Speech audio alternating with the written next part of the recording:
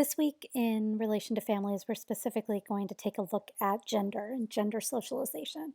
And so let's go through a few definitions to start with. First of all, a definition of biological sex, and so a sociological definition. If you think about the fact that there are human bodies and there are different aspects of bodies, there are different, XX chromosomes, XY chromosomes, and sociology is all about the fact that we've labeled it. And so sex is the application of socially agreed upon biological criteria, that we are socially agreeing to the fact that, this combination of body parts and chromosomes and things equals maleness or femaleness, the actual biological sex, but that it's a matter of the fact that those are labels. That we don't know when those labels developed. We don't know exactly, how bodies developed in our universe, our world, and things along those lines. We have scientific explanations, we have religious beliefs that surround these types of things, but to think about, the labels and how much they matter, male, female, things along those lines. Then there's the sociological definition of gender. And so the one that I really find to be the most dynamic is by Weston Zimmerman. And so it comes in four parts. And so it's routine and it's methodical. And so let me talk about that for a quick second. If we were together in class still, which I still miss desperately, I would point out to you, and I know you look at me because you see me up in front of the classroom, but I don't think you've studied my face or anything. I don't wear makeup because I'm just not good at it. Eyeshadow makes my eyes itchy. I have no lips to put like lip gloss or lipstick on. Like I literally have no lips whatsoever. But I do fill in the edges of my eyebrows because otherwise they're a little bit sparse, and like I will wear like lotion that has SPF in it because, that's what we're supposed to do to be good, safe people. I know it never looked like I did my hair, and granted, I let my hair air dry, but like I have different kinds of shampoos and conditioners and hair products and everything. Like I have done.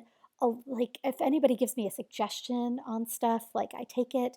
Like the reason I'm telling you these things is because I to work on whether it is my hair or my, simply filling in my eyebrows, which granted nowadays with our whole stay-at-home order, granted I'm not necessarily the type of person that does much anyway, but like really now not doing anything. Um, it's a routine. It's an every single day thing. Getting dressed in the clothes that I wear and the clothes that I pick and, the bracelets that match the skirt, all of those types of things. It's very methodical. You think through it a lot, which is why I was just rambling on and on about what I do because we don't really focus on the fact that so often we put in this effort to these different aspects of our gender performance and we accomplish it. I accomplish femininity every day and people buy it because not everybody has that privilege. I have cisgender privilege where I fit into the gender binary and I don't have to worry about people not necessarily knowing my biological sex or, gender, right? That is not a privilege afforded to everybody, including my daughter Mac, which I'll talk about a little bit more. The last part of the definition is that it's managing the decisions that you make, your behaviors, in light of the norms, right? Norms are the unwritten rules, the things that we all are supposed to follow. And by virtue of our sex category, maleness or femaleness, we have different norms, different ways we're supposed to act. And so these are the various aspects of gender, so says Weston Zimmerman. Okay, I use the term gender binary, and so I want to make sure that I cover that for a quick second too. First of all, a binary, just in general, is a pair of opposites, and there's only two choices, which then means when we're talking about the gender binary, that there's only two types of people. That's what the gender binary says, that there are female body people who are feminine, and then male body people who are masculine. And those are the only two choices we have when we operate within a binary.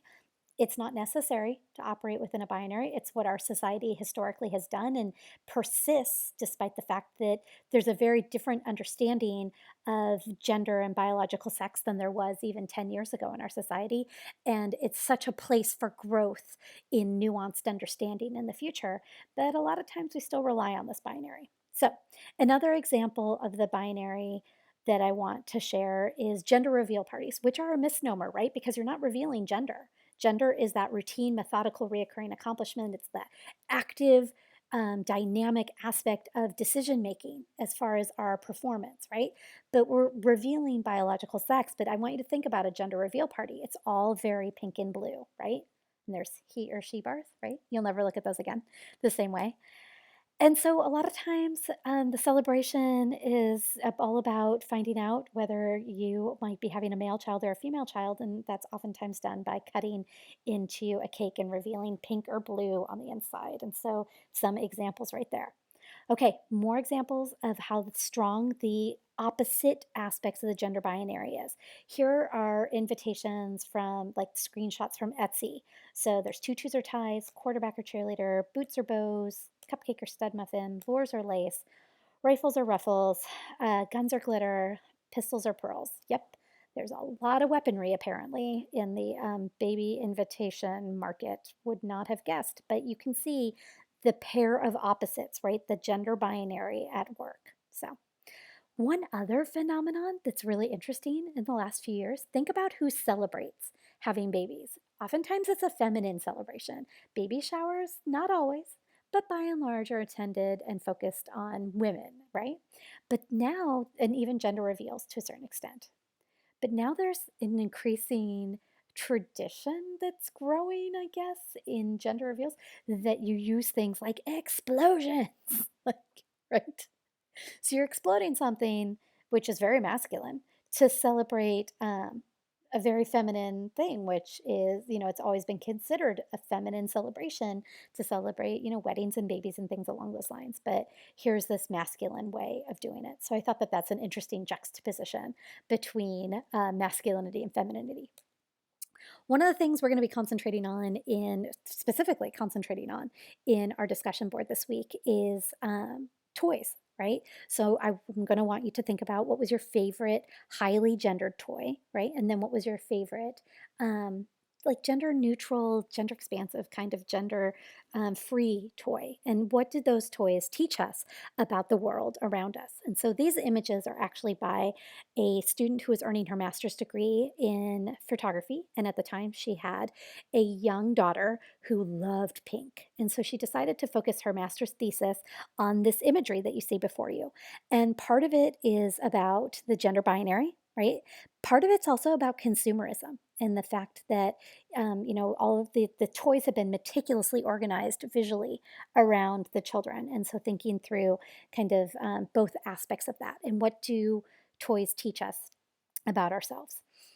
All of this is part of socialization. And so much of the socialization that we learn in numerous ways comes from our families, but especially gender. Some of us may have grown up in a house where gender socialization was a little bit more fluid and there was a little bit more freedom to the definitions of masculinity and femininity than the pure gender binary. Some of us grew up in families where masculinity was masculine and femininity was feminine, and that's like you fit into the binary. If you're female bodied, you need to be feminine. If you're male bodied, you need to be masculine.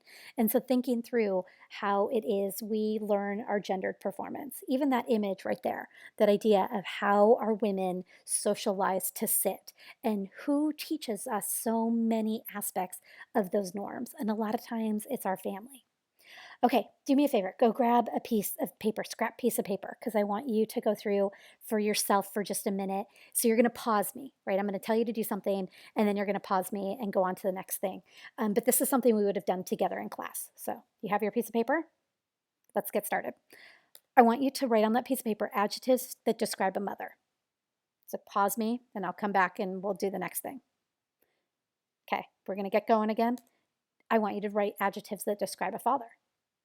So pause me, write a few out, and now we're going to get going again. So I want you to write adjectives that describe a parent.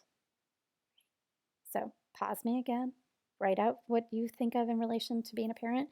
And now, of course, what I want you to do is go back through and look what words were in common and what words were different. Because if you're marking similarities, by virtue of marking similarities, you're marking differences at the same time.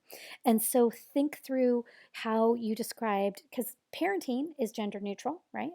But we have very specific ideas in some ways about motherhood and fatherhood and what those words entail. And then I want you to think through, mark those parts of those definitions, the adjectives that you put down that were gendered. So that words that you would consider feminine or words that you would consider masculine, and kind of see where they fall. Okay, one last thing as we wrap up our quick little discussion of gender. I would be remiss, being that I shared at the beginning of the semester, about not sharing a little bit about my daughter, Mac. And I have her permission to share about her. And so I'm really, really grateful for that.